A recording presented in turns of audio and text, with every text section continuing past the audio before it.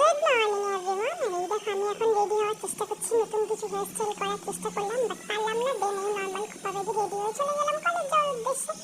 আর ইতিমধ্যে দেখো এখন আমাদের কিন্তু অনেকগুলো গ্রুপ ক্রিয়েট হয়ে গেছে। এটা একটা গ্রুপ যেখানে একটা ফিউশন ডান্স হচ্ছে, অর্থাৎ ক্লাসিক্যাল থাকছে, কত্থক থাকছে, ওড়িশি থাকছে, এরকম পেয়ার আপ করে একটা টিম তৈরি হয়েছে, সেখানে এটা হচ্ছে। আর ওইদিকে হচ্ছে চণ্ডালিকা, আমাদের কলেজের ন্যাকির ভিজিটের জন্য কিন্তু এই প্রোগ্রামটা করা হচ্ছে।